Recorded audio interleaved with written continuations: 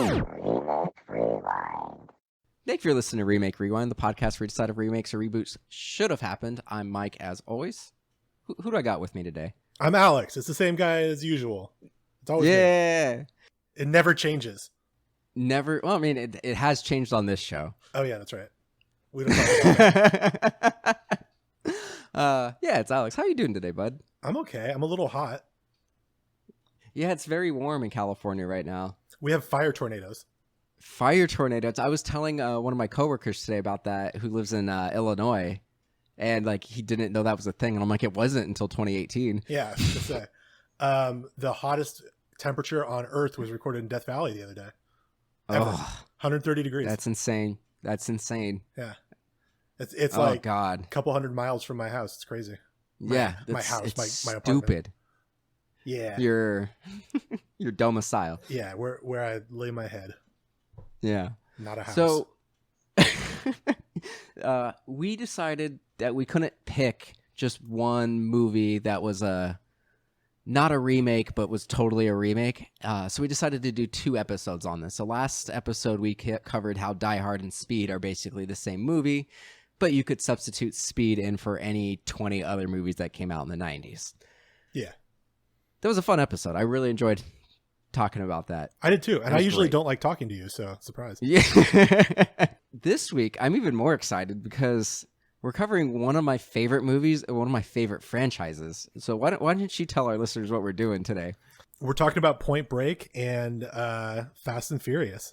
The Fast and specifically Furious. The good 1991 Point Break, not the 2015 remake, which we've covered on the show already, and it's garbage. Didn't even cross my mind.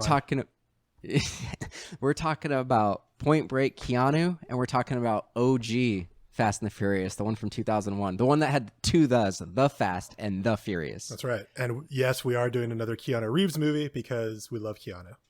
We love Keanu, and I'm really excited because another episode of Ruin My Childhood that was supposed to come out last week, but we didn't drop it because we had some issues. So it's going to be dropping tonight or tomorrow.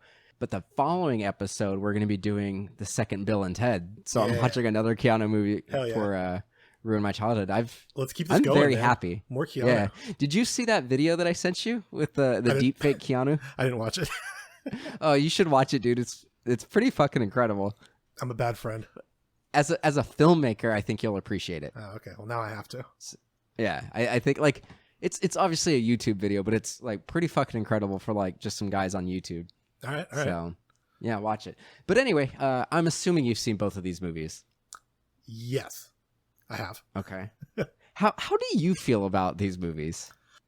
You know, Point Break is a milestone action movie in the same way that Die Hard was, and to a lesser extent, Speed. I think Point Break is more of a touchstone than Speed, but less than Die Hard. I think that's fair. Yeah.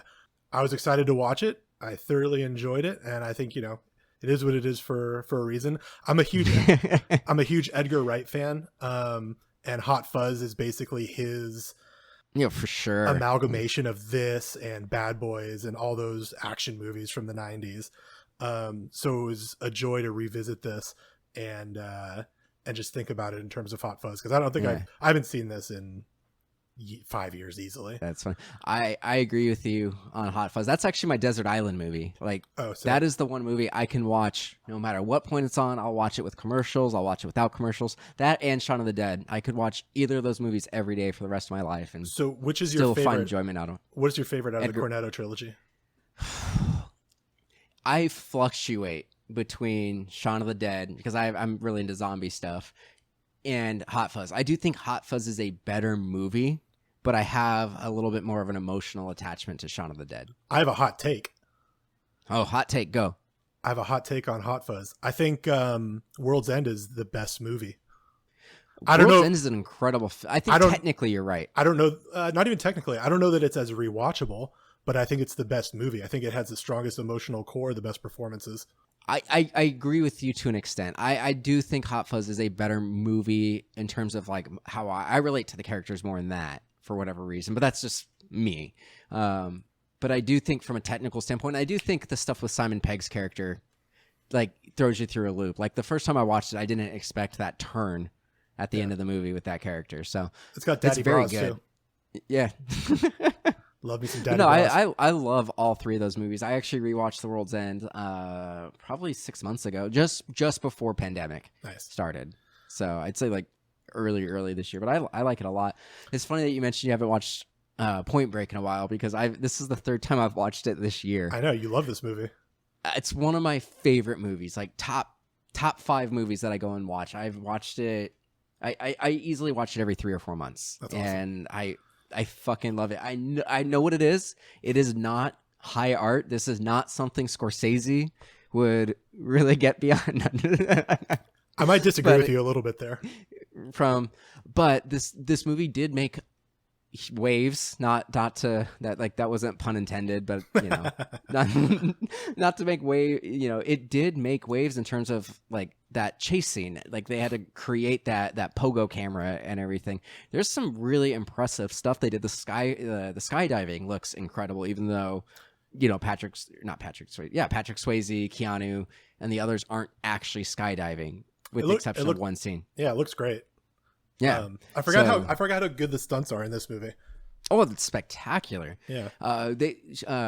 Patrick Swayze wanted to do all of his stunts, and he actually was an amateur skydiver. Like, he was certified to do jumps on his own. And when he got this movie, the insurance company said, you can't skydive while doing this. And his only stipulation on agreeing to that was that he got to do one jump, one take. That's awesome. And so, like, it's the jump at the end of the movie when he says adios and he jumps out right before Keanu jumps out with no parachute. Yeah. That actually is Swayze jumping out of a plane. That's crazy. And that's how he died. Yeah. Wild. No. his death was much sadder. Yeah, sorry. You asked me how I felt about The Fast and the Furious, too. That movie has been a punching bag for so long. Yeah, it has. And sort of, I mean, it deserves to be a punching bag, but upon rewatch, I don't think it deserves as much shit as it gets. It was fun. Yeah, it's definitely my least favorite one of the series, but I think it has the bones. I can see why it became a franchise. I enjoyed watching, and I legit kind of want to revisit the other early movies. If you want, just as for funsies, if we like talk about it, we can walk and just do like a one-off Fast and the Furious, like. Do you want to do maybe bonus do a couple episodes? bonus episodes? Do bonus episodes on the Fast and the Furious. Let's do like 20 or 30-minute bonus episodes for each of the other ones. Yeah, I mean, maybe just like 2, 3, and 4 or 5, but yeah, we'd have to do every single one. I mean, I'd be cool with starting and eventually getting to all of them. Yeah, I mean, it doesn't have an end date. We can make it last for 6 months. I'm gonna do it. Absolutely. Well, we're gonna do that. That sounds fun. You know what? That's actually that's a funny, and I don't care if you put this on the podcast or not, but I was gonna wait until the end and say, I would actually not mind doing this weekly. So maybe Fast and Furious is a good way to like soft go into a weekly thing. Yeah, absolutely. Let's do it. All right, sweet. I'm cool with it. And the listeners heard it, so we're being held to it now. Yeah. You all 18 or so of you. That's a thing. 19, I just got my friend, or 20 actually, I just got my friend Ben and his girlfriend Tracy to start listening to the podcast. Nice. So, hey guys. Welcome. Hi. I'm Mike. So I enjoyed Fast and Furious, man. I think I did. Had a good time with it. I did too. And it's going to be very fun comparing the two. I'm ready to go. Why don't you tee us off with the what Point Break's about? All right. Point Break is a tragedy of star-crossed lovers who can't overcome society's gender expectations and eventually have to turn their backs on loving one another to fall in line with, you know, what the government and society demands from us. We live in a society. Yeah. Unfortunately. You know, I feel like Bodhi and Johnny Utah should be able to surf and go home and fuck each other and do whatever they want. Like, they love each other, and that's fine. It's beautiful. So, I actually. But we have these motherfuckers like Gary Busey holding them back. Yeah, fucking Popeyes. No, I'm sorry, not he's. I'm joking. He's on their side, even though in real life I don't know if he'd be down. But John C. McGinley is the one that's really keeping them apart. Yeah, sad. Yep. I like that you brought up the Bodhi and Utah love each other, because this is what I think separates this movie from just like a generic 80s or 90s action movie. This is I'm sorry. This is queer cinema. I wouldn't even go that far. I mean, you can. There's those undertones, but what I think about it is there is an intellectual attribute to this movie. And I'm kind of stealing a little bit of this from Dustin, who was one of the co-hosts when we originally covered this. I think it was like episode 4 of the podcast. So it's years old. But one of the things that he said that really kind of clicked with me, and I had seen this movie dozens of times even before this, was that it really is an intellectual and spiritual film in a way that it's about finding who you are, finding a code and living by that code. And Bodhi definitely has a code that he lives by and follows, and he kind of has disciples that follow him, which it really is kind of interesting. And you have Keanu as kind of a disciple, and he's really having a moment of crisis this whole movie. He's radical gay Jesus. Yeah, kind of. Yeah, it's not wrong. Like, you're not wrong saying that. No, I mean, at all. I think I didn't scoff. What's the word I'm looking for? Whatever. I pinged. I pinged when you said it's not high art, because I actually think it kind of is in the I sense think it masquerades. In the sense that it's sneaking a queer message into popcorn cinema. I'm curious. I'm gonna go back and like look at like the guy who wrote it and everything and see if there's anything out there, because that's a really interesting take on this.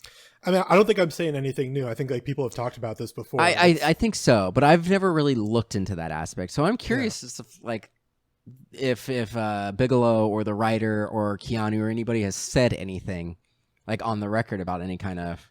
Yeah, I mean, I can't imagine that it's not on purpose, and I think actually that's kind of something that sets it apart from Fast and Furious. Is I'm speculating, but I would guess that Bigelow and the writer, who I don't have written down here, I should, knew what they were doing. And I'm not sure that Fast and Furious is quite as aware or interested in it. Although the same writer wrote all the movies. Well, no, I was going to say Fast and Furious is 100% a bromance between Dom and for sure. Ryan. For sure. Yeah. So those elements are there. I just don't know if they're as interested in like pulling those threads as Point Break is.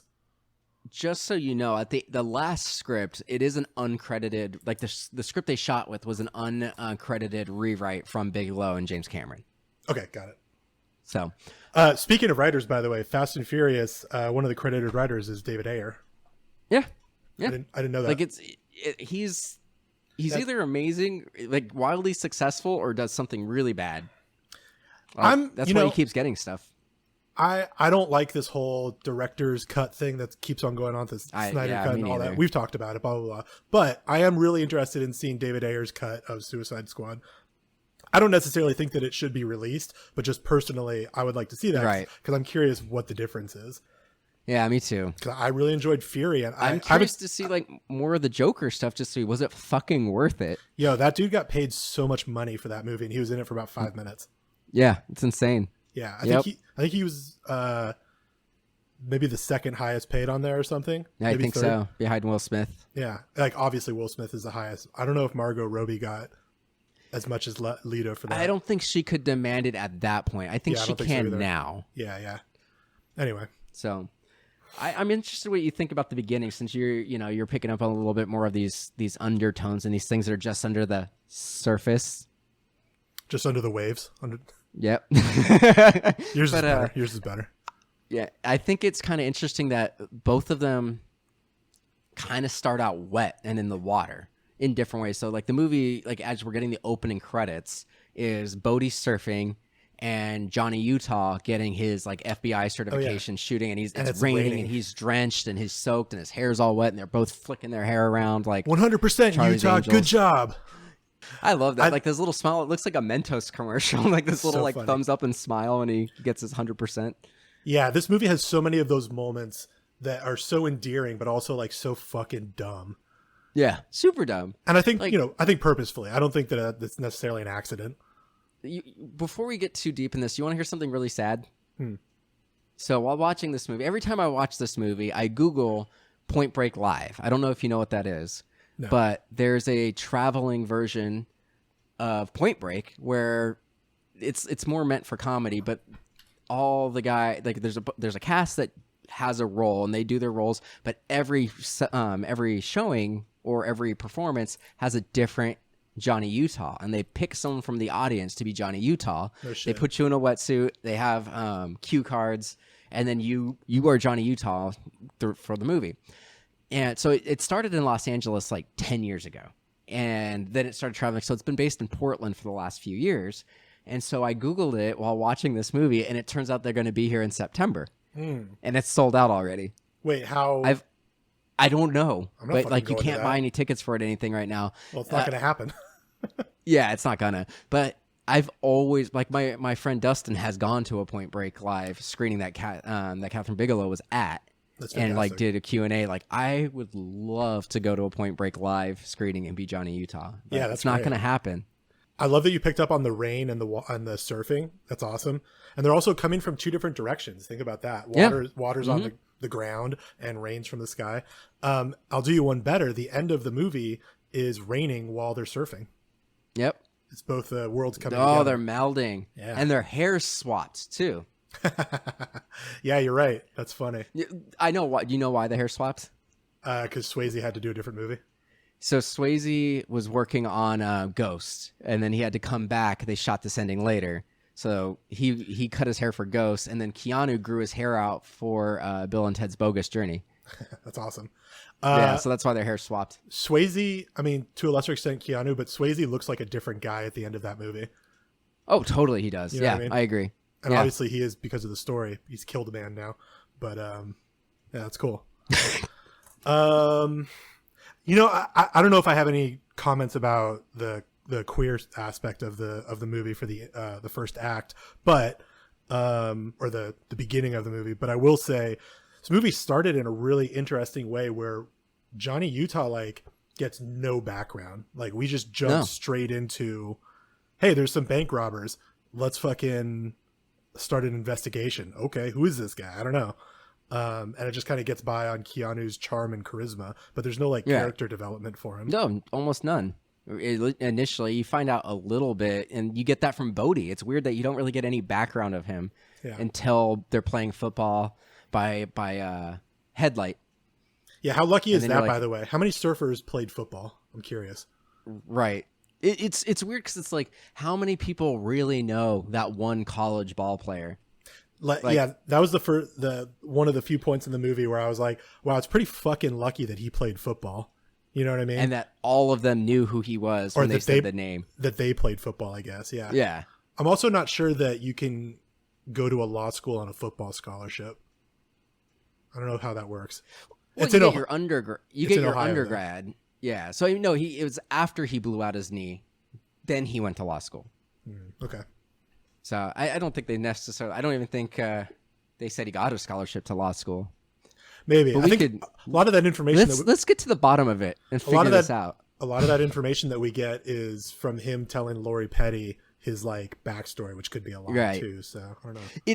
I think it's mostly true in that he did get hurt. He didn't know what to do, and his parents pushed him into law. His parents pushed him into being a football star. I think that was all true except for his parents being dead. Right.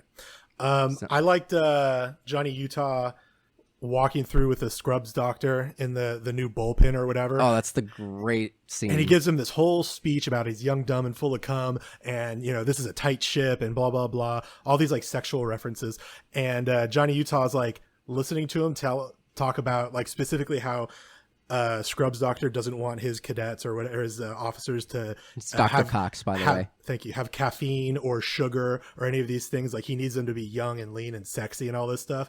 And as he's talking, Keanu Reeves is like, yeah, I totally agree. And then he picks up a donut and eats it right in front of him. I take the skin off chicken. And then he's like, yeah, I love He's these. eating a Oh, donut. Yeah. We must have an asshole shortage. Not especially. I don't even know that character beat really makes sense, but it made me laugh. I mean, I guess it just feels like it's funny for the sake of being funny. It is, but it's also like what I think is really interesting is this movie being directed by a woman, and it is such a masculine, over the top action, machismo, like young, dumb, full of cum kind of thing. Like you said, like that is totally just a fucking alpha male nonsense kind of dialogue. Yeah, and I think it's really interesting. It's just testosterone. Yeah, it's just testosterone. It's, throughout the whole movie, Johnny is starting fights. Like he starts fights with Back off, with war Red Hot child. Yeah, he starts fights with Red Hot Chili Peppers, Yeah. and he's always like, "Oh, I'm the toughest guy," and he's like super manipulative and like tricky. Like he's got to be the top dog. He tricks Papas into giving a shit again. Like they're up on Mulholland Drive looking at the car, and he's just like, "Well, You mad? angry? Yeah. You mad? Doesn't it feel good?" Like everything. Like he just manipulates this guy, and then like he manipulates. That's Johnny trying to bring somebody's deep-seated feelings out to the surface because they've been pushing them down, repressing them. You're right, and that's how Similar fucked to what up how he does that to him. Lori Petty's character Tyler. Like he Lori Petty, finds out who he's just is a female version of him. yeah, pretty much tank girl, but he finds out that her parents are dead, and so he's just like, my parents are dead too. It's like his version of Martha with Batman and Superman. Like we have dead parents, we should fuck. And everything. I mean, that made sense to me though. Like he would see that and he knows that using that would get her attention. No, using that, but then like it's so like he does the thing that will most fuck them up. So like at the end of the movie when she finds out, she's not pissed that he's a cop. She's like, "Are your parents even dead?" Like that's the most important. Like she pulls a gun on him and be like, "You've been inside me. Are your parents dead?" I swallowed your cum. That's vanilla. Yeah, guy. pretty much. Like it's pretty like it's always kind of struck me as odd as that's the thing. Like it's not just you're lying about who you are. It's that one detail she latches onto because I think deep down she realizes he is who he says he is, except for that one detail. So like I don't know if that's an important thing. Yeah, but it's super weird how she pulls a gun. Like it strikes her to a core that much that she pulls a gun on a guy she knows is a cop. And goes to these shoot people are him. adrenaline junkies, man. They're not thinking straight. So I do think it's scenes like that, like they're effective, but it also is like, is that really the reaction?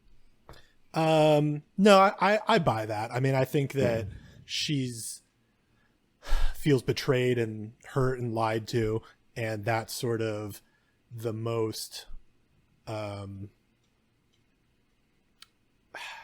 not surface level, but like that's the thing that comes up. Like that's the cuts to her core. That's the most like symbolic piece of information about this whole lie that he's told her. Yeah, it's the most important thing to her. It's the thing that cuts deepest for her. So it makes sense to me that's what she would bring up.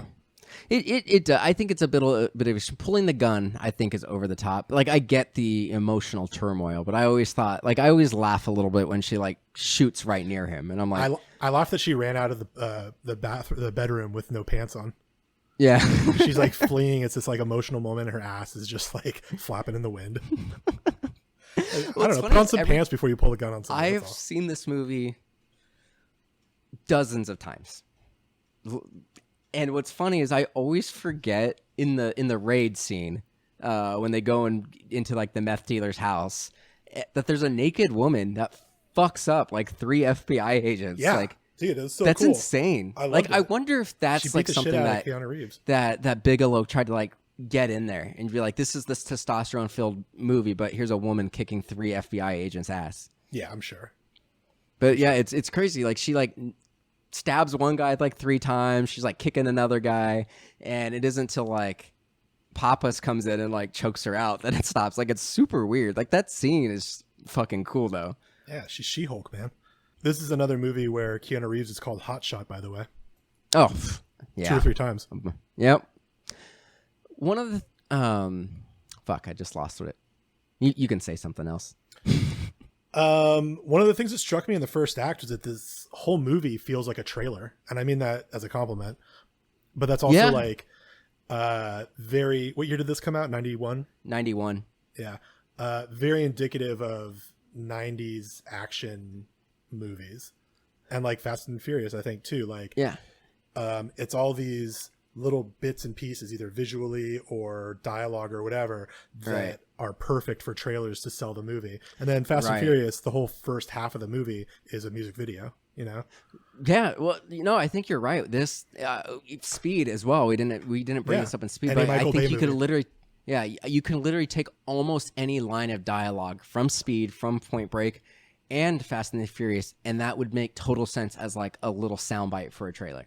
Yeah. I think you're absolutely right. And with how frenetic both of these movies are, like, yeah, you can get almost any scene would work for a segment of a trailer. Yeah, I think you're right. And more so than like Die Hard or something too, just to compare it to something else we've been talking Yeah, about. you're right. Because Die Hard has a lot more plot and character development than any of these movies really do. And like all the moments that you think of from Die Hard, like duct taping the gun to his back, even Hans falling off the building, which is visually very striking. I don't know. That's not as good of a trailer moment as anything in Point Break. No, I don't. I think you're right. Yeah. I think like really the only trailer moment in Die Hard, if you're taking an action scene, is him like jumping off the roof when he had like the hose tied around him. Yeah. Like It just wasn't focused on that. Yeah. Yeah, I agree. One of the things I think is interesting every time I watch this movie is I try to figure out if any of the deaths are justifiable in this movie. Like if the cops were if the cops were better at their jobs, better at communicating, not a single person had to die in this movie. If Gary Busey was paying attention at the bank robbery when he was like, Utah, get me two. Give me two. Two. That they would have never, they wouldn't have seen Keanu. His cover was so damn good, they could have got the guys. Yeah. So it's like better police work. When you look at that raid, if Keanu just went over to the neighbor's house and said, "Hey, dude, like I need you to turn off the lawnmower. I'm a cop. Like get inside the house," and then they went and did the raid. Even if they had like some here, problem solved right here. They're on the walkie-talkie, right, and they can't hear because of the thing. Walkie-talkies always have a feature where you can like beep or just make some sort of noise, and you can do Morse code. If they had figured out a code to use if they couldn't hear each other, right, or they couldn't talk. Or if they had a spotter outside of the front of the house in an unmarked vehicle, keeping an eye out on Gary Busey, or if Keanu wasn't fucking hungover. Yeah.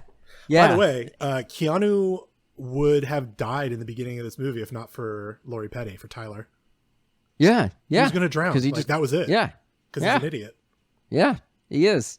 Yeah. So I just think it's interesting. So that's it. That's the whole movie. It's done. All the guys in the raid, like most of those gangsters got killed.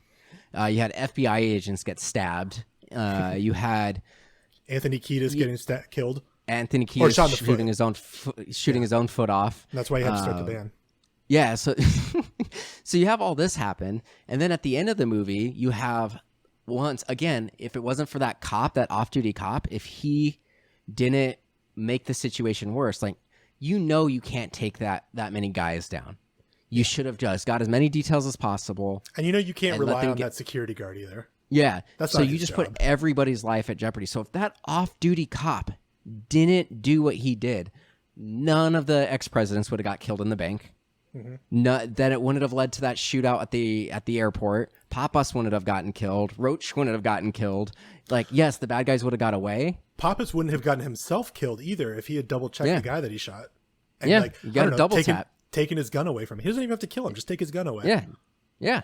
Anything. Yeah. So it's like just bad police work. The entire every death is on the FBI and this LAPD. This movie's kind of anti-cop. Yeah, it kind of is. Pro-gay anti-cop. Well, it kind of is, because at the end of the movie, and I think this is another spiritual kind of thing, is they have that kid in the diner that kind of looks like a young Kristen Stewart. Yeah, he totally does. And he's like, surfing's the way, man. Like, it'll change your life. And then at the end of the movie, like, 13-year-old Keanu's there to like take in Bodhi, and he has this little thing like, "Oh, I missed you in Fiji by like 10 days, and I saw War Child and wherever, like all these things." And he's been following him, and he's like, "But I knew you were going to be here. There's no way you were going to miss it. So I beat you here. I've been waiting." Right. And then Bodhi says, "Hey, are you still surfing?" And Keanu's like, "Every day." Like this, he is a fundamentally different person, and I do think. Like the scene really held weight. Like there's a similar scene in Fast and the Furious when like Mia finds out that he's an undercover cop, where he had like Brian, played by Paul Walker, has to be like, "Everything I ever said to you was true, except for the fact that I'm a cop." But it comes off a little corny in that one. But in this, like, I do believe that. Now, also we know a little bit more about Keanu, or I've seen this movie a bunch of times, but it does come off as like, he really only lied about his parents being dead. Like, he is in this career because people pushed him to this direction, and this isn't what he wants to do. Just jumping back into the queer thing again, there's a couple scenes where Keanu says something to the effect of like, oh, why can't I just say what I mean? It's so hard. And Yeah. every time he said Yeah. that, I was like, he's not talking about being in love with Lori Petty. He's talking about being in love with Bodhi. Yeah, it's interesting. Well, she says, I'm thinking of a line from Fast and Furious, but it's basically like the 2015 movie makes it almost like a cult around Bodhi, where like they're willing to like just kill themselves as a distraction. It's fucking weird. It's a shitty movie. I haven't If seen you it, haven't by the seen way. it, don't, I have no don't, interest. don't. I've watched it twice and I hate it. I watched Why it would you once watch just it 'cause- twice? So I watched it once when it came out, and then I watched it again for the podcast. Bummer, dude. Yeah, it sucks. It's fucking. At least you did it painful. for the sake of art, I guess. Right. What else we got on this movie? Yo, how are they not? Dude. How are surfers not constantly bonking themselves in the heads with their surfboards? I think they do. Is that why they're all stupid? Maybe. We just lost all of our surfer fans. Good. I'm sure I could figure this out with a little bit of Googling, but I just feel like when you fall As off they're your walking board, with it on their shoulder. No. When you're surfing and you fall off your board, and like you fall off your board, that's part of surfing. If you skateboard, you fall down. If you play guitar, you play the wrong notes, whatever. It's just a thing that you do. But when you're surfing, like the waves are just throwing the board around and it's attached to you. So how does it not hit you in the head constantly? It does. You get hit. You get hit in the head all the time. You tumble around. You kick yourself in the face. Maybe they're lighter than I think. They're most of them are foam and fiberglass, so they're not super heavy. Still seems dangerous. Yeah, I think I think humans should just not surf. Yeah, I still don't want to get hit in it by a surfboard, but it's not getting hit by like a 2x4. That dude Rosie, the fucking hitman basically of the group. Yep. The guy that gets his hands dirty. He has a big part to play. He has a big part to play at the end of the movie because he's the one that takes Lori Petty out to the desert and is going to kill her if Bodhi doesn't survive and blah, blah, blah. It's the insurance policy. But his role within the group is not clear until the third act of the movie. Before then, we only see him a couple times and he's just kind of sitting around kicking a fire and like spitting beer into it. Yeah, and I was he's not the main crew. Guy? Like he's just like that friend of a friend that they know will kill a guy weird. if you ask him to. They do like a night surf and he's just sitting around like kicking the fire. They do like, a night surf at like 6 a.m. I was like, why are they focusing on this guy? Who cares? Yeah. You're right. Yeah, it doesn't really make sense. I did think it was funny that the surfing scenes are at night. Like they're on the beach, it's pitch black. And then they're in the water and it's clearly like just before sunup because obviously you need light to be able to film that stuff. Yeah. Yeah. That's funny. This is like unrelated, but Fast and Furious does the same thing where at the end of the movie they have to get out to Coachella to stop the fucking truck guy with a shotgun, and it's nighttime, and then all of a sudden it's like it's daytime. Yeah. But like this, it cuts back and forth because it's clearly like a limitation of being able to film. So they need to be able to have some light when they're filming it. But then it's just like they're like, oh, it's so dark, I can't go surfing right now. And then you go out and it's like 6 a.m. and they go back to the beach like that was cool. I'm gonna bang you on the beach, Lori Petty. And then So I'm glad you brought that up because my next note is all of the emotional beats with Bodhi are followed by him fucking Lori Petty. Oh shit. I'm telling you, dude. Like this movie is all about these adrenaline junkies that are like seeking thrills and blah blah blah, but they're chasing the one thrill that they can't experience, which is loving each other. That one board they want to surf, grinding on that wood. God damn, grinding on that wood. No, yeah, like they surfboard. They have all these moments together, and they have this like pent up sexual frustration that they can't act on. They don't even understand what's happening, and at least for Keanu, the way he deals with that is by fucking this woman that looks exactly like him. Yeah, well, then it's interesting. Like I've talked about this. I don't know if I've ever talked about it on a podcast, but Keanu Reeves' love interest in films. Oh. No, but sorry, I thought that was even if I was, direction. I'm totally fine. Yeah. There's Might nothing ask wrong you with on a that. date. But when you look at Keanu Reeves' love interests in movies, they a lot of them are very similar. Like you look at like Carrie Ann Moss. Yeah. And it's kind of a Seinfeld thing going on. Yeah, and Lori Petty, they have similar looks, similar vibes, and it's just because they're very beautiful women, but they're not necessarily super feminine. Sandra Bullock's Like, pretty feminine. I'm with you. But Sandra Bullock is, I'm but I'm trying to think like, of other examples. I'm trying to think of other movies he's had think, that we've really seen the love interest in. By the way, there's a strong argument for queer influence in Matrix too. Well, it's. I mean, the Wachowskis have come out and said that it is a trans allegory. So Yeah, there you go. Yeah. So see, I was right. Yeah, absolutely. But yeah, I think that's interesting that, you know, Lori Petty, I know a lot of people find her very beautiful, and I know a lot of people who don't think she's attractive at all. Like, she's... But being attractive has nothing to do with how femme or how masculine she is. And I would say she definitely skews towards being masculine, especially with I agree. Tank Girl, something like that. Right. But what I mean by that is specifically, unfortunately, a lot of people do equate beauty with femininity with women, and that's not necessarily fair, because there's a spectrum, and there's a whole lot of things around attraction. You can't just say that. Like, I think that's a very like alpha male kind of thing as well. So I do find it interesting that both of these she's go ahead. No, you go ahead. I was going to say, I do find it interesting that, looking at the film the way you're presenting it as like a queer relationship that's not out in the open, it's all under the surface. God, I'm stupid. I think it's interesting that the love interest is a little bit more on the masculine side in terms of your typical love interest in a movie. So I think that actually does add merit to what you're saying. And it's not, I've never looked at this movie through that lens. I've heard people talk about it, but I've never really looked at it that way. But I do see it now. And I think maybe just talking it through again kind of makes me see that subplot to it. So that's an interesting take. The next time I watch it, probably later this year, I'll look at it with that lens. Good.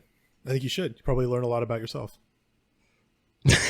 Maybe, yeah, sure. I'm taking all the queer positive energy from this podcast and just completely ruining it by calling you gay when I have the opportunity. Yeah, that's a little weird, bud. Especially since you're very good friends with my wife as well. Well, you know, she's very manly.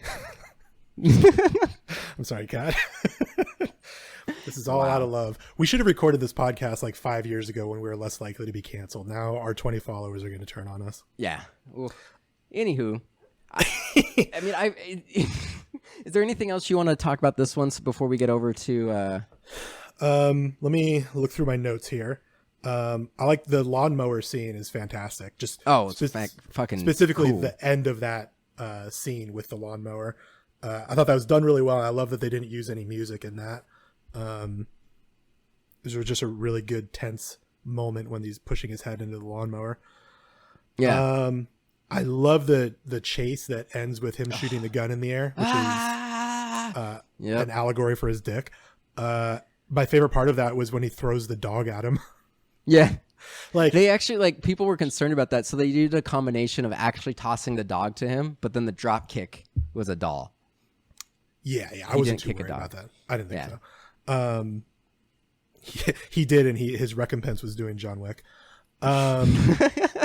That scene to me that moment felt to me like Catherine Bigelow was like, "Who cares, man? Like, this chase scene is not the focus of the movie. You know, I'm just gonna have fun with it." But it's arguably he's gonna throw a dog at him. Yeah, it's arguably the most famous scene of the movie, though. Yeah, because it's fantastic. And that's why it's so good, because it just doesn't give a fuck. There's a moment too where like Patrick Swayze runs through like a patio, runs into an open patio door, and then closes it behind him, and like they very purposefully show him locking the itty bitty little lock. Yeah, the little latch one. Yeah. To keep Keanu from getting through, and Keanu just jumps through the window. Yeah. And then this like housewife beats the shit out of him. Yeah, she's like, "Why are you in my house? Get out of here! What do you think you're doing?" Another example of a woman like attacking a man in this movie. Yeah, which I'm sure has some tie to what we're talking about. Yeah, I think you're right. Queer stuff. Damn. Yeah, man. I mean, also, Keanu has he's got long feminine hair. All the surfers kind of do, actually, but just again, since we're talking about this, Lori Petty has very short hair. Let's see. She finds out that he's an FBI agent. Kind of like, I have to go back. I think it's in the adjacent scene to when Bodhi finds out. So they basically find out at the same time. It's sandwiched in between. It's after the chase and before they abduct him to go skydiving the first time. Right. And I feel like he says to her what he wants to say to Bodhi in the bedroom. What else? Gary Busey has a really good death. I like that. Yeah. He kind of doesn't exhale. That's very satisfying. Like, Yeah. Do you think, since you're really playing this queer theme, anything with the final skydiving scene with him jumping out without a parachute 100%. is that like him admitting his feelings? Like, is that what you think the symbolism that? And then I don't know if literally embracing him and having their life in their hands. Like, he has to either kill him or pull the parachute. Trust. Yeah. The ultimate fucking show of trust. I think that's meant to be the closest that they can get to, making love. Interesting. I've never really thought about that, and like, you're making a ton of good points, and like, it doesn't like make this movie any like worse or it change makes it like better. how I feel about the movie. It makes it better. Like, this is a movie I've seen easily 20 times, and now I'm thinking of like, how did I not really see this? Like, I've heard this before, but I haven't really like looked into it. But now it's just like, no, this makes a ton of sense. Like, it doesn't even seem like it's that below the surface. You got to come up with a different one, man. You can't keep on saying the same thing. No, you have to go better. back, and you got to go back and like, you got to write some jokes and then go back in this episode and dub the new jokes in. So it sounds like you have a different one every time. No, this is all, there's no subtext. It's all on the surface. What else can I say about this movie? I mean, it's hard for me not to keep going, and I'm purposely not saying a ton just because I've covered this before. People know what I think about this movie. Yeah, I think the last two things that I want to say about it are, the last scene is really interesting. The whole thing on the beach where he's arresting him, and I think that's what makes it a tragedy. And I think it's a big thing that's different from Fast and Furious, which we'll talk about when we get into that. But it's really sad because, to me, the entire last scene on this beach in Australia, if you haven't seen it, Bodhi gets away. And then Keanu, it cuts to a year later, 6 months later or whatever, and Keanu has tracked him around the world and found him on this beach in Australia where there's going to be the biggest waves in 50 years. And he knows that Bodhi's going to be there. And I guess the extradition in Australia is really good. Like, I mean, he killed a cop, but frankly, like, I don't know if the FBI is going to pay all this money to send Keanu across I don't the think world. at this point Keanu's actually like on board. Like, I can't see how they would continue to let him The go after Australian this guy. police Like, are this there. is no, I know, Australian but I police mean, are like, the FBI, like, he would not be on that case anymore. Like, this is just him doing this. I guess, but like, some government is after him, whether it's just Australia or Australia working with the US. Right. Anyway, Yeah. not the point of what I'm trying to say. This last scene is Keanu and Bodhi on the beach, and Keanu has finally caught him. The police are there. He's going to bring him into custody. They fight a little bit. They tussle. And then Keanu sort of gets the upper hand by doing a little sleight of hand and putting Bodhi into handcuffs, handcuffed to Keanu, which, hey, symbolism right there. Yeah, They're handcuffed they're together. linked. And they have They this whole tied the conversation. knot. Yeah, exactly. It's them getting married. But it's a tragic scene because Bodhi refuses to go to jail. And Keanu is like, I have to bring you in. Like, you've killed people. He implies that he would let him go if he hadn't killed people. But he's like, no, like, I'm a man of the law, basically. He doesn't say that, but that's the gist. He's like, you have to go down for this. By the way, you have to go down for this. Yeah, he says Jesus it multiple Christ. times. So Bodhi convinces him to let him surf. And the subtext is, I'm going to go into the water, I'm going to surf, and I'm going to die. I'm going to kill myself in the water. And Keanu's like, okay, that I can allow you to do that instead of going to jail. Yeah. Well, he tells the cops, like, you let him go. Like, we'll wait until he comes No, back. I didn't. He's not coming back. He's not coming back. And then he walks away and he throws his badge into the sand. And, it's, I guess it's sad because Bodhi dies and we kind of like Bodhi or whatever. But to me, it also feels like, in a way, Keanu is sort of denying his feelings for Bodhi because he has this other more urgent need to, I guess, prosecute somebody for killing somebody, bring him to justice. And to me, that kind of feels like I have to do this thing that society tells me to do. Maybe it's my last action. If we're looking at this movie solely as like a queer what's the word I'm thinking of? A queer allegory of some kind. maybe it's his last action as a closeted man, and now that he's done this, he's put his affairs in order, he's done everything he needs to do before he starts his new life. Like he's now closing the door on that chapter of his life, and he's a new man. If you're looking at it as an allegory, maybe at this point he's going to be out and in the open, if you're really looking at it as an allegory like that. I think this is what I meant to say. I had to collect my thoughts a little bit. I think that had Bodhi not made a transgression that Keanu couldn't abide, which is killing an unforgivable sin, exactly, then I think Keanu would have renounced being a cop and run away with Bodhi anyway, and they would have just surfed the Australian waves together, and he wouldn't be a cop. And you know, whether we're talking about them literally being in a homosexual relationship with each other or not, they would have been together and surfing and all. You're right. I think Keanu would have stopped being a cop, but only if Bodhi doesn't do this unforgivable thing by actually if he didn't cross killing that line. Somebody. Yeah. And I think that's what that's the big difference with Fast and Furious. Fast and Furious is kind of like, well, what if they got there happily ever after? And then we get 8 more movies. I'm ready to go into the Fast and Furious. It's such a good movie, and like I don't need to say anything else about it. Like it's just going to be beating a dead horse. So I'm with you now, Jake. We are mated for life. What the hell are you doing, Jake? what have you been up to, bud? Well, let me check out my my Letterboxd here. Hey, has Letterboxd contacted you about endorsing this podcast yet? No. Motherfucker. Oh, I have to enter Fast and Furious into my Letterboxd. Forgot to do that. I watched. Did I tell you I watched Zodiac last week? Did we talk about that? Yeah, we talked about it on the last episode. Okay. I added it to my Netflix queue. I saw it the other day on Netflix. I added it, so I'm going to watch it soon. Fuck yeah. We should do a podcast where we talk about that and the Golden State Killer miniseries on HBO. This week I watched An American Pickle with Seth Rogen. God, I want to watch that. It was pretty good. It wasn't great. Yeah. I think it looks like it's good for what it is, but it's not going to be anything that's life-changing. It's exactly what it is. It was a perfectly enjoyable watch, but I don't think it delivered on... Mia, get down. Get down. Hold on, I have to discipline my cat. No problem. Hey. She's jumping on the coffee table. That's a big no-no. Unacceptable. It's not acceptable. It puts her fucking little dirty asshole on where the you coffee eat. Table. Yeah, I eat, put my coffee there. An American Pickle is just fine. I felt like it didn't really deliver on its premise, which I have to say is ridiculous, but I also love that. He gets pickled in pickle brine for 100 years and comes back. But no, I just felt like it kind of rushed through being a 2020 movie where Seth Rogen is a hipster and also an old Jewish man, or a young Jewish man from an older time.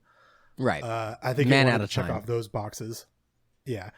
I think I wanted to check off those boxes more than lean into the interesting, like, character stuff, which I'm kind of chuckling while I'm saying because it's obviously a ridiculous movie. But I think it could have delivered a little bit more. But it was perfectly fun to watch. Interesting. I also watched. I think we talked about The Last Dance, right? No, I don't. I watched think The we Last did. Dance, the Bulls Michael Jordan miniseries on Netflix, and that was fucking fantastic. I enjoyed it so much. Nice. I didn't watch a ton of stuff. Like I didn't ask what you've been watching. Oh, I don't care. I'm telling you. So I watched. A few episodes back, I mentioned that I watched the Avatar: The Last Airbender. Well, the follow-up series, Legend of Korra, dropped on Netflix on Friday. And so I started watching that, and I'm only like 4 or 5 episodes in, but I think it's just as good, if not better, than the original series in that it's interesting. They don't really tell you what time the original series is, but this one takes place roughly 100 years after the original series, and they're in like this New York that's influenced heavily by like Chinese culture, and there's like the advent of the automobile, and now you have technology coming that's almost as good, if not better, than like the bending powers, like the elemental powers. And I thought it was just a really interesting follow-up. Like it completely takes the series in a different direction. So I've been enjoying that. I'm going to keep watching that. And then just as like another weird... Oh, go ahead. I cannot for the life of me get interested in Avatar: The Last Airbender. It's so good. Like my brother loved it. I've heard a lot when of he good was things. younger. I don't know, man. Doesn't look interesting to me. I had no desire to really watch it. My brother, like I was in high school when it came out, and my brother was super into it, and I just decided because so many people I know were talking about it. And I'm like, I'm gonna give it a shot, and like I fell in love with it in like in episode 2, and I was just like, I'm gonna keep watching this. So I'm sold on it now. I really like it, and there's a lot of really great themes about acceptance and whatnot. But the other thing I watched was this really weird show, and it's on FX and Hulu, and it's called Shark Lords, and it's part of an Australian Tiger King, kind of. It's not a documentary; it's like a mockumentary, and it was part of like that's on purpose then. An Australian like sketch show, but it's not a sketch. It's like it's almost like more like a Key and Peele, but from Australia, and they have a bunch of different people. So it's a reoccurring segment on that show called Shark Lord, and the premise is 2 extreme sports athletes, so very much in line with what we're doing right now. But they've done everything. They've done base jumping without parachutes. They've done every extreme sport you can possibly think of. So the only thing they can think of to get more cred is that they want to go out into the ocean and fuck a shark. It's so fucking weird. And like the episodes are only like 12 minutes long, and there are only 10 of them. So it's like it's 2 hours to get through the whole thing. But like they're in the very first episode, there's a point where like they're just talking about it, and then all of a sudden there's a shark on their deck, and like 3 or 4 people are wrestling the shark, and then there's another guy like, get my pants, and it's just like, what the fuck am I watching? But I could not stop watching it. It's so bad. Right. It's so stupid, but I watched it. And then I played I finished that infamous Sun game, the whatever that was called, Second Son, Infamous 2 Second Son. I finished that. That game wasn't like 10 years old, right? 2016 or something. Whenever the PlayStation 4 came out. Okay, gotcha. So 2014. So it's old, but I played that. I didn't like it all that much, but I was bored. And I played the Avengers beta. That sucked. And I didn't have high hopes for that. And we watched a bunch of shark documentaries because, Shark Week. Shark Week, right? Yeah, but that's what I've been up to. Anywho, Fast and Give me Furious. the synopsis for this movie. Oh, fuck yeah. So if you've seen the movie Point Break, it's Point Break, but with cars instead of surfboards. Yeah, that about sums it up. Yeah. No, really, I mean, so it's weird how almost identical this movie is. Like, it has almost every scene. But they're what not I think trying to hide it. Yeah, what I think is really interesting, though, is you pointed out with Point Break that we don't really get any backstory for Johnny Utah until towards the end of the first act. This movie, and then you get a bunch. Well, in this, I think it's actually the opposite. Like we don't really know. Like we know because we've seen the movie before, and the formula of this movie, but they don't say that Brian, played by Paul Walker, is a cop until like 40 minutes into the movie. Yeah, like he's up to something. He's really trying to get in with this group. But if you've never seen this and you're going in blind, you'd be like, dude, what is this guy's deal? Is he a serial killer? Is he in love with Dom? Like, what's going on? And then you find out he's a cop like 40 minutes in. So I think it's interesting that part's not revealed until pretty far in. They use that as a reveal too, and that's interesting. I think that was a way for them to kind of try and up the stakes where the screenplay might have been lacking in in a moment. And also maybe just to differentiate it from Point Break a little bit. But the movies, even though we know from the beginning of the movie, the moment the movie starts, that Keanu's a cop, it still starts both movies still start in the same way, where Brian and Johnny Utah are both blank slates. Like we don't know anything about those characters except that Keanu's a cop, but it doesn't really make a difference at that point. We just know that's a guy trying to get into a crew, but we don't know anything about him. And it just sort of, and they both open with a robbery too, right? I think Point Break. The first movie. The first Point Break doesn't start with a robbery. The waves and the rain. Yeah. But then the next scene I think is a robbery. Yeah, this one absolutely starts with the robbery. You see the 3 people in the Honda Civics and taking on the big rig. The thing that I think is funny, and obviously this is not a fresh take. Everybody who's ever talked about any of these movies beyond the third movie will bring this up. But when you look at this movie, the stakes in this movie compared to the later movies, it's almost laughable. Like I know people like in Facebook groups that I'm in who've talked about how they've started the series at like 4. and then they went back and watched 1 and were like, what the fuck is this? Like, because it's insane. Like, they're almost brought down at the end of the movie, the Dom and his crew, by a truck driver, by a single truck driver with the shotgun. By the way, I was really annoyed at the end of this movie because it's another thing similar to Point Break, and Johnny almost drowning in the beginning. But also, you're allowed a happenstance thing like that in the first act. You don't get one of those in the third act. Right. It feels lazy and like a Deus Ex Machina.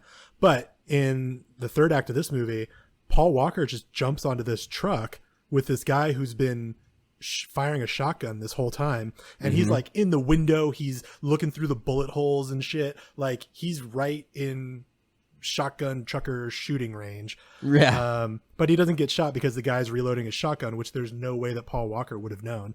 So it's really annoyingly just by luck that he doesn't get shot, and it's almost like he should have thought that through a little bit better than just jumping on the truck with the bullet holes in it.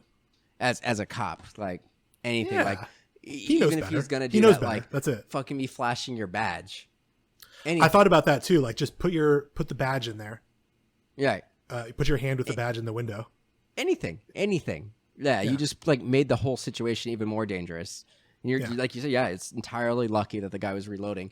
But like, I almost want to go through this and just go, this scene is the same. This scene is the same. This scene is the same. It's literally everything. Like, he goes and finds Mia at the beginning of the movie conveniently she works at a diner, and he goes and's like trying to get in with the crew through the love interest.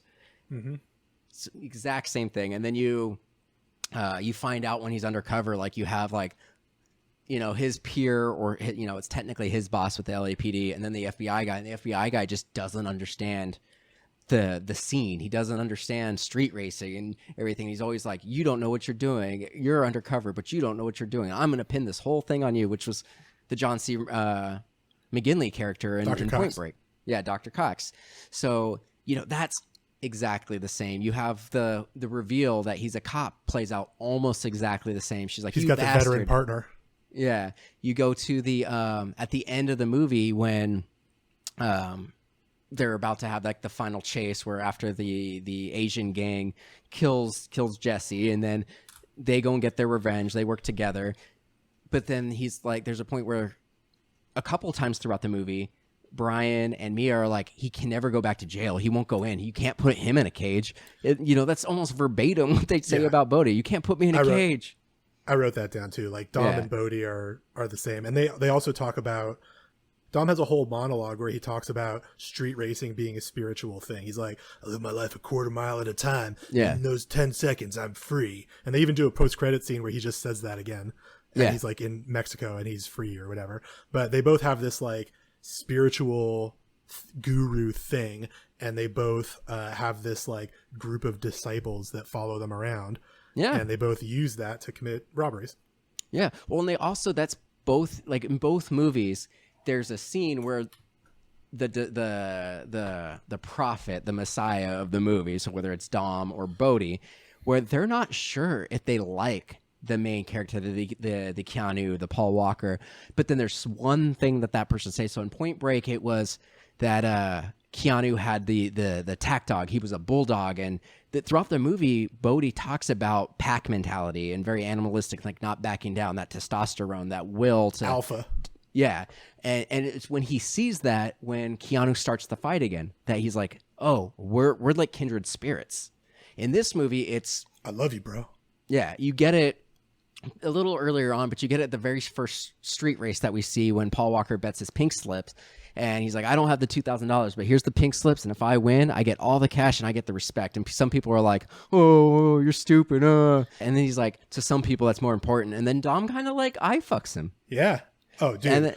The first time they see each other in this movie, where Dom is just like this hulking shadow in the back of his market or whatever, and Paul Walker comes in and he's like, oh, hey, what's up, Jordana Brewster? Can I get a tuna sandwich? And Dom's in the back. He kind of like looks over his shoulder or whatever. There's a moment, the first moment where they look at each other, and it's like, it's straight up a meet cute. Like, it's the two of them like falling in love at first sight. Well, then you get it like again. So like they do the big first street race. It breaks up because the cops decide to leave Glendale and go after them. And I guess everybody, that 187 wasn't very important. yeah, everybody goes off in the multiple directions, and everybody leaves. And just through happenstance, the cops see Dom, and they're like, Dominic, get on the ground. And then Brian's just there in his car, gets him in, and he earns his respect. So he invites him to like the same That's style a meet party. cute, by the way. Yeah, That's literally a meet cute. yeah. So they go to the party at Dom's house, and it looks exactly like the party that they go to in Point Break. Yeah, you're right. Yeah, and I everything. forgot So about it's the like the same party, house party, tons of people. We don't know who any of these people are, other than like you see the crew. And then he's just like, everyone's like, "Hey, Dom, where were you?" And he's like, "You guys fucking left me." And this guy, the guy that you guys think is a fucking square, like he's the one who saved me. Like he's my kindred spirit. We're the same. And then he's just in. I actually like that scene a lot, by the way. Oh, it's really good. It's effective. Dom has a really like strong point, and Vin Diesel, puts in a good performance there.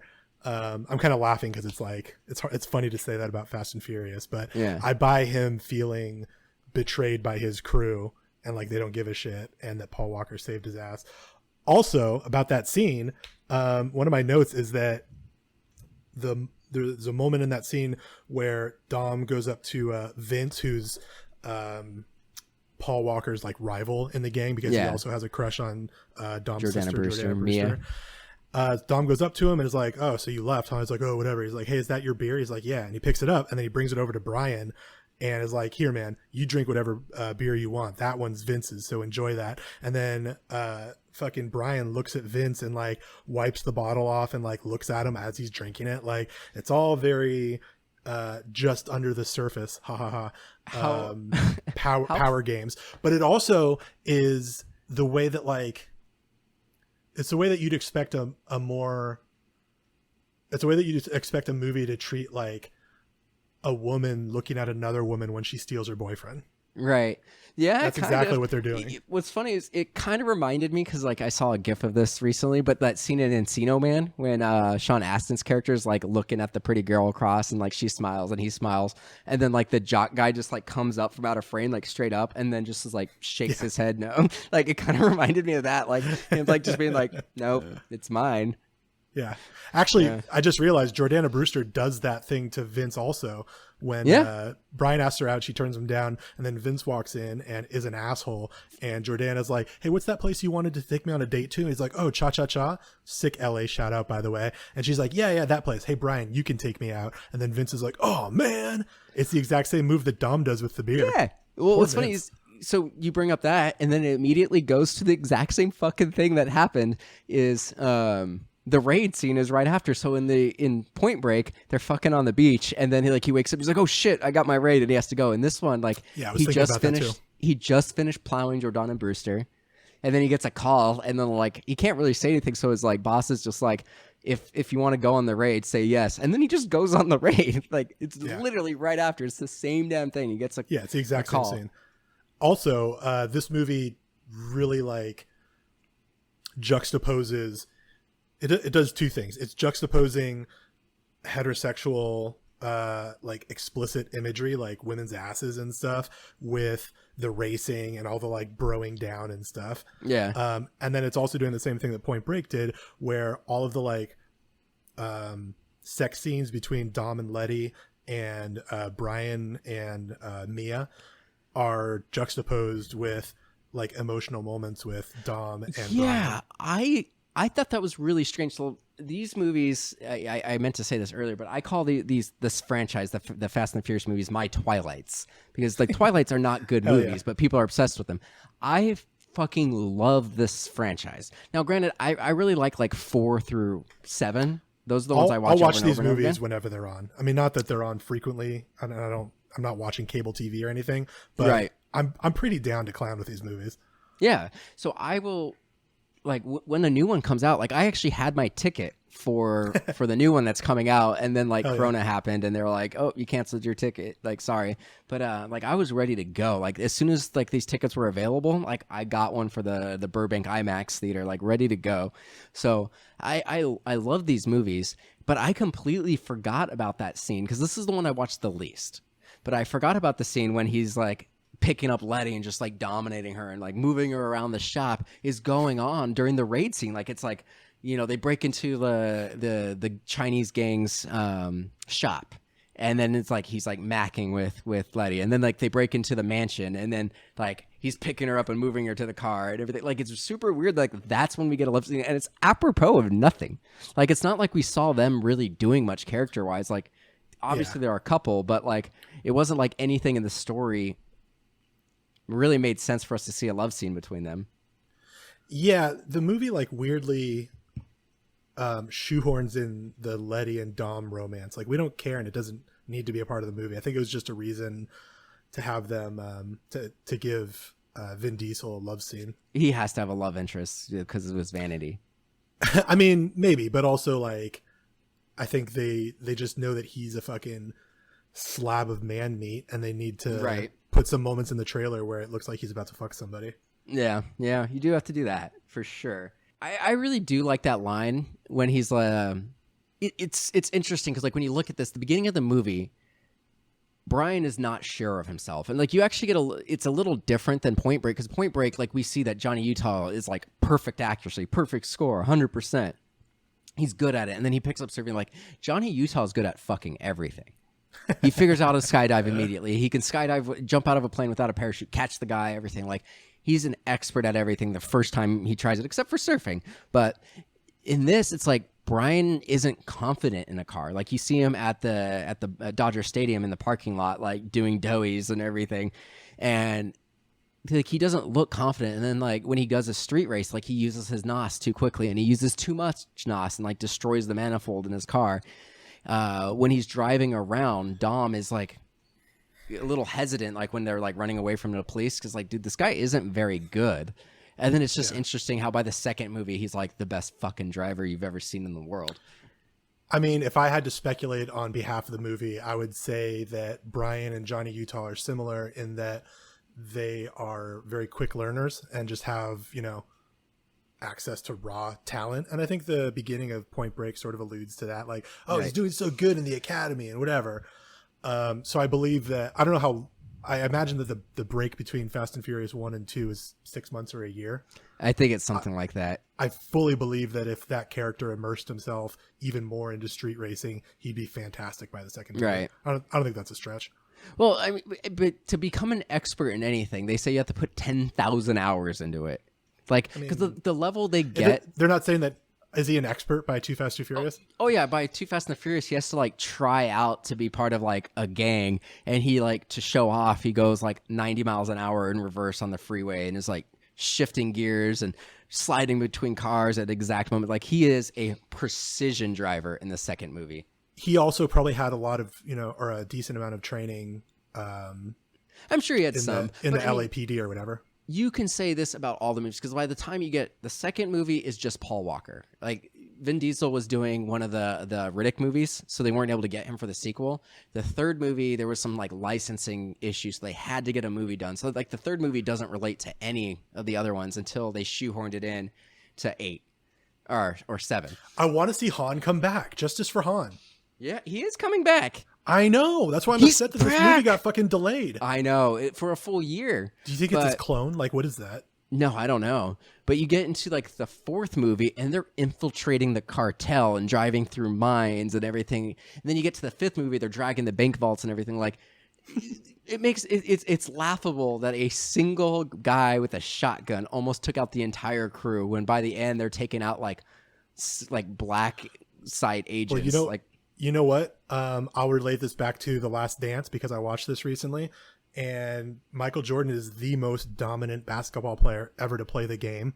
But before they had Scottie Pippen, and well before Dennis Rodman, Jordan could not win games with the Bulls because he wasn't, you know, enough of a team player. Yeah. And he was getting dominated by the early Pistons, which actually Rodman was on. So you know, like Dom and Brian, he was almost taken out by the basketball version of a truck driver with a shotgun, which is the Detroit Pistons in 1989. I like where you went with that. I appreciate it. There's your trailer moment. That's good. But yeah, it's funny how it really is the same fucking movie. By the way, I mean, I can't believe we haven't talked about this yet. Paul Walker is doing a Keanu Reeves impression. Oh, for sure. Like when Like he's even like just the way he's talking and like his fucking dead eyes. I mean, I think the most, Which is Johnny funny because he's Utah- actually dead now. Yeah. So, okay, I've got two things really quick because you mentioned he's dead. It's not a very good episode. Brick Mansions was a terrible fucking movie, and the movie that it's based off, the French one, is also not very good. But at the end of it, I do like a parody of that "See You Again" song, and it's you should just listen to the end of that episode. Just like fast forward to the last 20 seconds of that episode, and it's pretty great. But the exact Johnny Utah moment where like it's almost exactly like a Johnny Utah delivery is after the first street race. He like walks up to Dom and he's like, "Bro, I almost had you," and then he gives this like really great speech like, "Dude, you shift early, you're not double clutching, you're not doing this, you know," And the whole crowd is like, "Oh, you blew your load early, you did this, like you never even had me, you never even had your car." A real street racer knows whether you get win by an inch or a mile, winning is winning. But that like, "Bro, I almost had you," is like, I could totally see Keanu saying the same thing. Yeah, I wonder if there's a moment in Point Break where Keanu says something like that about catching his first wave or something. Feels like there's a moment like that. Or maybe Well, they're I just mean, so when he's similar. skydiving, is that like, "It's fucking awesome, man." No, but I'm talking about like the cocky Yeah. newcomer kind of thing. I think the director of this movie cameoed as the pizza guy in the first Drag Race earlier on. I think he did. I think I've read that before. I just recognized him because I saw the picture on, they show the pictures of the cast and crew before movies now. Yeah, when you're watching it on whatever streaming site. Yeah. Hey, they went to Cha Cha Cha, but they went at like 10 p.m., which I thought was funny. It's a late dinner. Yeah, but they're young and hot and hip. Oh, yeah. And you've got to keep in mind, technically, Paul Walker's character is working 3 jobs. He's working at the auto shop, Yeah, the parts store. He's working as an FBI agent, and he's working for Dom. I don't think he's an FBI agent, though. I think he's LAPD. Or not an FBI. He's an LAPD cop who's working in a joint task force with the FBI. Right. But he's got 3 jobs, okay? I also don't think that he's like punching a clock with the LAPD. I think all of his LAPD work is the same as the Dom stuff, with the exception of a little bit of paperwork. When they're outside of Dom's garage. And a raid? Yeah. When they're outside of Dom's garage, there's a very deliberately composed shot of Dom like leaning against the wall, and there's like a sign, and the sign has a picture of the contractor's pyramid, which says fast, good, and cheap. And you can only have 2 of those 3 things, which is like, I think that's common to multiple professions, but it's definitely a film thing. So I thought it was funny that they put that in there. That's funny. I think all the grips on that set were like, "Thank you." Yeah. Fucking the line producer. I don't know what else to say about this movie. It is a fun movie. Like, it's not good. It's not necessarily well acted. I think certain scenes are very effective and well acted, but on the whole, I don't think the acting is especially good. Hey, does Paul Walker live at the auto body? Where does he Yeah, fuck he Jordana does. Brewster?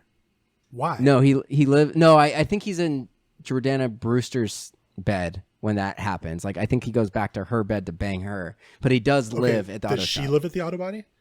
Or were they in the auto body shop at that point? Yeah. I thought. But when do they say that he lives there, and why does he live there?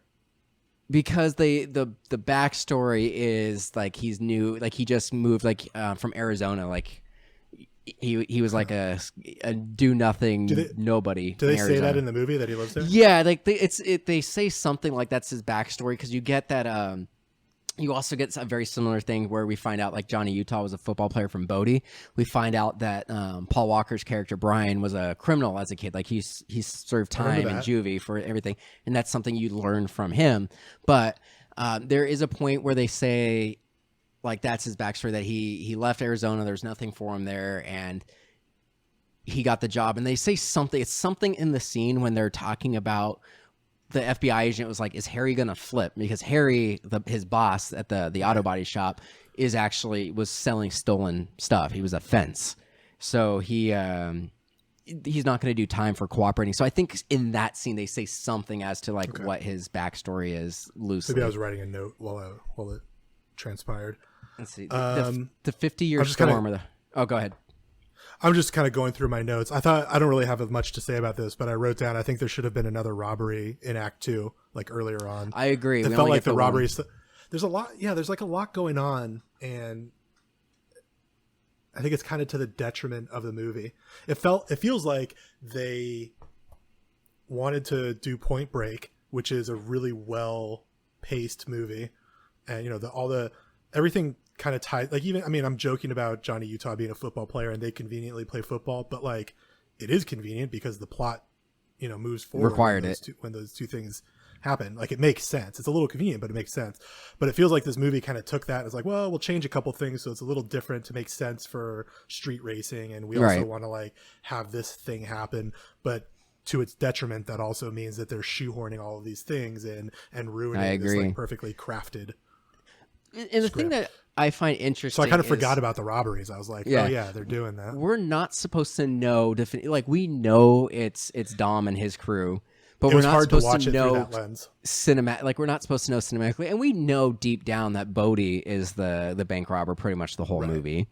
That's you can see it in the poster, but in this, what I think is interesting is every robbery. So we see the robbery at the beginning. There's that one in the middle. They're wearing helmets. But the final robbery that they do in daylight, none of them are wearing helmets. Because at that point, we know who they are. But also, they're breaking the rules, which is just like Point Break, too, by the way. Yeah. But yeah. Because this was the big one. So I thought that was interesting. And what do you think the 100-Year Storm was in this one? Oh, that's a good question. It's the car. It's the dad's car. Oh, yeah. That he's too afraid to drive. Yeah, and this is another thing where it's a little murkier in this version. It makes more sense in Point Break. And they kind of needed like a symbolic, emotionally resonant thing for the end of the movie, and it's the car. You're right. Yeah, but it kind of doesn't work as well. Like, it's fine. I don't think it does as well. But it's not as good as the 50-Year Storm. Yeah, one of the things that I think is a little odd, once again, going back and watching this movie that came out 19 years ago, that still has movies in the franchise being made, is you see it. I think it's weird. Whereas after this movie, every other time you see Dom in a car, it's an American muscle car. Every single one. It doesn't matter if he's in Europe, if he's in Cuba. He's riding a American muscle car. He overcomes his fear of his dad's car. Right. But he's using this movie, for most of the movie, he's using like an import tuner car. And all of them do. And by the end of, by the time you get into other movies, like Letty is always driving muscle cars as well. Like, I think it's interesting that they're all driving tuner cars in this. And I think it's of the time, of course. I can argue why that makes sense, though. I think you're right. I think it's of the time, but I can also give you a solid plot-based character-based reason. Because the arc of this movie, for Dom at least, among other things, is coming to terms with his dad's death and like driving the Charger, Mustang, right? It was a Charger. Driving the Charger is him sort of finally getting through that, like working through it, and then from that point on, he's like, I'm comfortable with driving American cars now, so that's all I'm going to drive. And he's actually like embracing some of his family history, and family is very important to him. Yeah. So there's your reason. Well, and I think, like, obviously as we get deeper in, we just get a lot more character development. They have to give everybody their unique thing, because I'm just basing that on what I saw in Fast and Furious 2. It makes sense. Like, that's a really good way that you can like hand wave that and be like, oh no, this makes sense, as opposed to just, oh, these movies made a fuck ton of money and we need to start cranking out sequels and we need to start adding more characters, but we also need to get as much money from different car manufacturers as possible and feature as many different ones. So like, you have Tyrese's character and Ludacris's character are driving more like your Mercedes and your BMWs and your Benzes. So you can get some of those cars in the movie, and your Lotuses or Lodi? I think it's Lotuses. And everything. Is it Lotuses? But yeah, I think that's interesting how it's just like by the time we get into the other movies, and it's weird because like the second movie has Brian, and it ties very closely to this movie. And the third movie is a standalone, and then the fourth movie on, they're just like all heist and superhero movies, and like everyone says that, but it's just funny. Like watching this movie almost feels like, if you watch Heat, which I know you've been saying you want to go back and watch Heat again, but if you watch the TV movie that it's based off of, it's essentially a remake of, it's like going and watching like a shittier version of something that you really like. It's weird. Hey, can we do Heat and the TV movie that it's based on? We did that like a year ago. I need a little bit more time away from it, but I will absolutely revisit it with you. All right. Maybe in a few months. I'd be down to come back to it. I didn't respond to your point. Now I forgot what you were saying. No, that was pretty much it. I was just saying, like, Okay. it's like watching a shittier version of something you really like. When you go back, when you compare it to like the masterpiece that's 5, 6, 7, like I think those three. When you go back and watch Yeah. this one, it's like, how is this even in the same universe? Yeah, well, that's kind of what you're talking about with the characters almost being killed by the trucker with a shotgun. Yeah. It's just like early on in a a great franchise's career, or a great player's career, or whatever, they're not as strong, and it's crazy to see where someone or something has gone, and to look back on it and think like, wow, they're almost felled by this small thing. That's also like Johnny Utah almost drowning at the beginning of Point Break. If that happens, the whole movie doesn't happen. The ex-presidents, are still robbing banks. There's a lot of car puns in this movie. Yeah. Which makes sense because you're making all the surface puns. There's nothing under a bunch. the surface in this movie. Oh, this movie opens. So I think this movie does know what it's doing with the bromance, because it opens with a crane at the shipping yard, and the name of the company that made the crane or whatever is Broma. Oh, that's funny. Yeah. I saw that and I was like, oh, they know exactly what the fuck they're doing. That's pretty funny. That's not even a real company, I bet. I mean, Hey, why would you go ahead? no, go ahead. I have nothing. I was going to start trying to transition, but if you got something, go for it. I've got like 6 more little notes. All right. Why would you get into a street race? Or actually, why would you get into a race at a thing called Race Wars without some NOS in your car? Yeah, I don't know. Like the guy who raced that against Letty. Yeah, that didn't make sense. That dude is like surprised when she fires up the NOS, and I'm like, yo, You're allowed to have that too. First of all, you're allowed to have that. Why don't you have that? Like, you're just not prepared. Also, she's the girlfriend of the most dominant street racer in the country, I guess, or one of the top ones, right? Like, you know who Dom Toretto is. Why are you going up against his girlfriend and surprised when she has a little bit of NOS? Right. Like, I just flush your fucking money down the toilet, man. Yeah, no, I agree. I thought it was interesting that like this is supposed to be like a legit, like this is like the NFL of street racing. Like this is where it's legal. Like you're allowed to do this right now. Like the difference I don't know how between legal it was. I was wondering about that. because no, they specifically say a couple like the Hector character who actually comes back in Fast 7 or Furious 7. I love that guy. That dude plays every like Latino gangster. He's in got every like movie. 200 like IMDb credits or something like that. It's insane. He gets some sort of animal shoved up his ass in Bruce Almighty. Yeah, I think he also gets a head shoved up his ass in Hitchcock. Or not Hitchcock. Shit. Yeah, Hitchcock. I think it's him. Like I think somebody's head gets What's rammed. that about? Anyway. Yeah. Fuck, I don't remember where I was going with this. Oh no, so it was supposed to be legal. legit because Hector says like he's not street racing anymore. Like he's handling the money or something like that because he's going He's going legit. Yeah, he's going legit and like he's like helping people build their cars for this.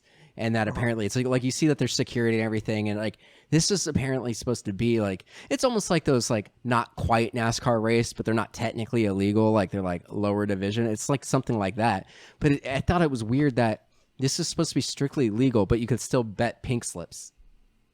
Well, I think there's probably some side action going on, and that's kind of why I was wondering how legal it is, because it's like it's all the way out in the desert and shit. Like there's definitely some side action happening. Right.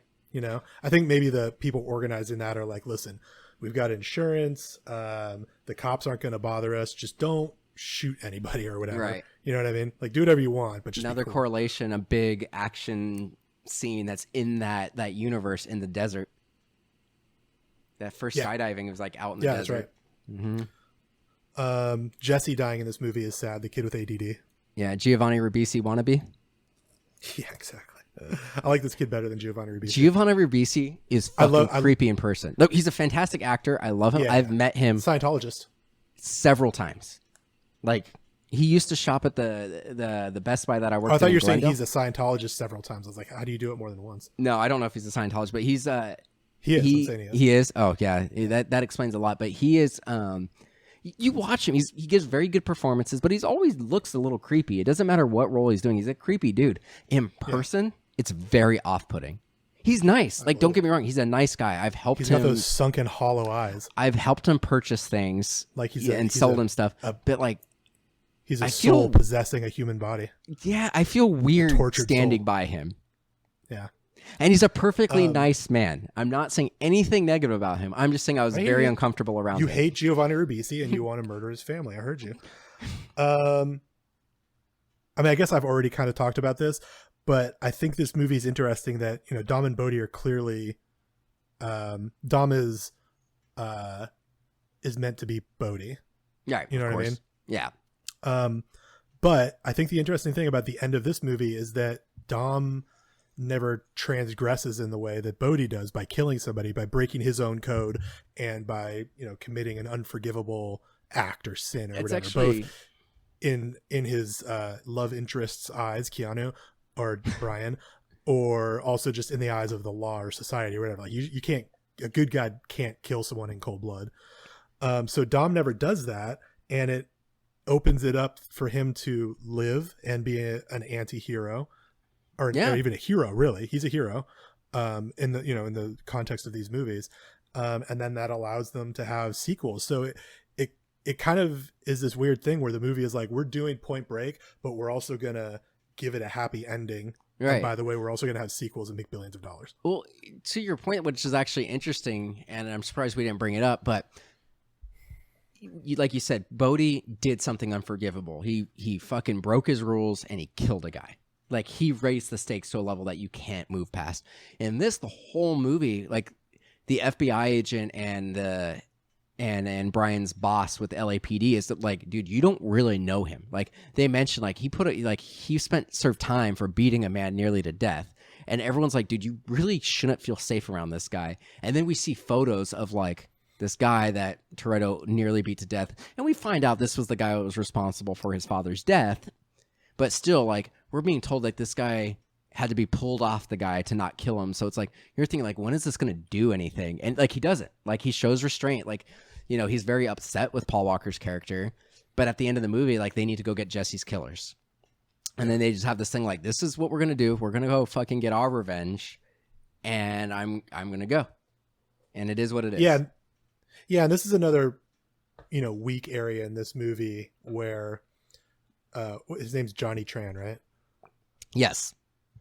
Johnny Tran is such a weak character, and he's clearly just like the fucking stock bad guy. You know what I mean? For sure. The only purpose that he serves in this movie is to be there for when we decide that Dom actually isn't a threat, so that we have somebody to kill at the end. Yep. And interestingly, Paul Walker, who's Johnny Utah's stand-in, ends up doing the killing at the end of the movie. Yeah. Yeah, that's interesting. I didn't think about that until just now. Yeah, he kills Johnny Tran, shoots him in the ribs. But yeah. And then he's a cop, and he just leaves him. He just tells civilians, well, call 911. At that point, he's not a cop anymore, right? I mean, in his mind. Yeah, I think that's fair. And in the next movie, he's not a cop. Right, I think he decided to stop being a cop when he tells Jordana Brewster that he is a cop. Right around there, I think he's like, fair. You know what? I'm going to do what I need to do for my family. And I think you're right.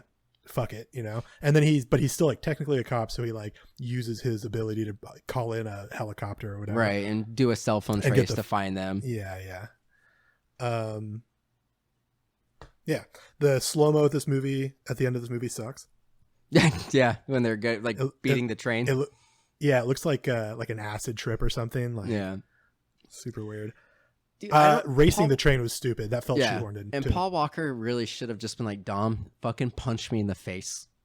You need to punch me in the face right now. So that way, like, he has at least some plausibility in saying, like, dude, I didn't let him go. Like, have you seen Paul Walker? Or have you seen...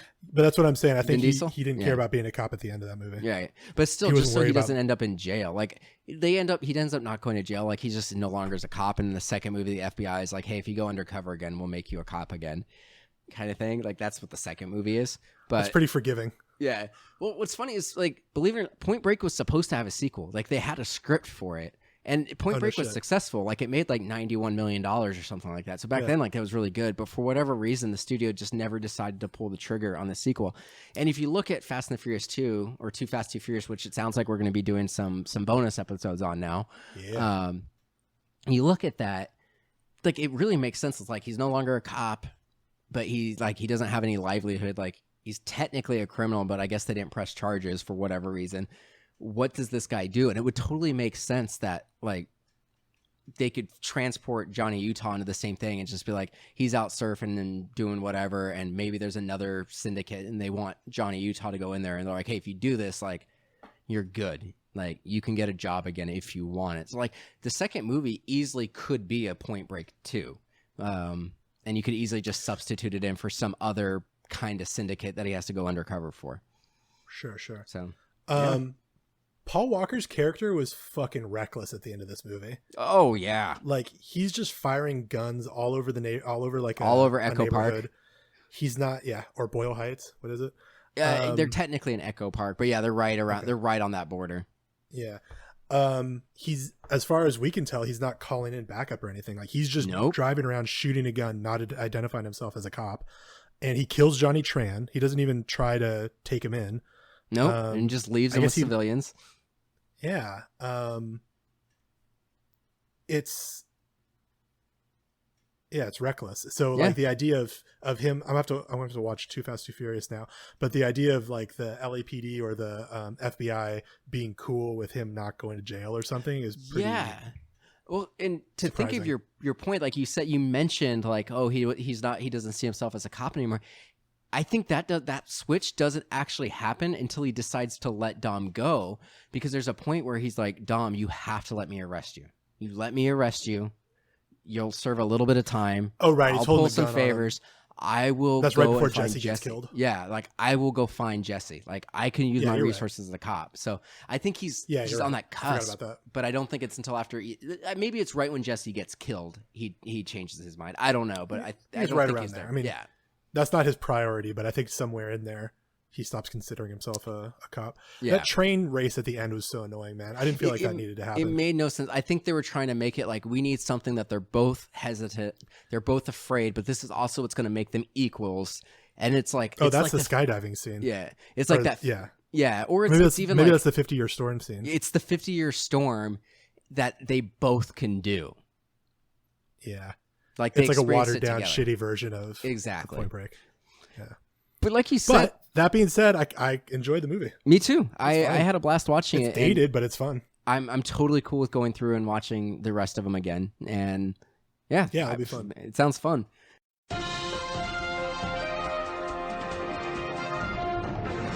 We're going to talk about the news now. Movie news. Really quick news, and then we'll wrap it up, because this is the longest episode we've ever done. So we'll just go through it really quick. Planes, Trains, and Automobiles is getting a remake starring William Smith and Kevin Hart. Who's William Smith? Will Smith. Oh. Fuck off. All right. I guess that's a thing that's happening. Okay. This one, you're either going to fucking love it or you're going to fucking hate it. Here's my question. Why does that movie have to be called Planes, Trains, and Automobiles? Why can't it just be Due Date a Fast 2. and Furious version? Why can't it just be a Fast and Furious version of Point Break? Right. Put a different name on it. And why just does that do be Planes, Trains, and Automobiles? That's what Due Date was. Yeah, that's fine. Yeah, but you're either going to love this next one or you're going to fucking hate it. Me? Okay. Yeah. How do you feel about Blazing Saddles? I love it. All right. How do you feel about an animated remake made for kids that's called Blazing Samurai, and it's a dog who goes to become like the samurai in charge of protecting a village that's all cats? That could be really subversive and cool. Yeah. And Mel Brooks is part of it. He's playing a voice. Like, he's a voice of somebody in it. I'm excited for it. I think it'll be good. All right. So this was something that was supposed to come out in like 2015. It was like canned, and then they revived it this year. And I think we're going to see a lot of stuff like that, especially for animation. Oh, that's not a new thing. He's been attached to a Blazing Saddles TV show for 40 years. Yeah.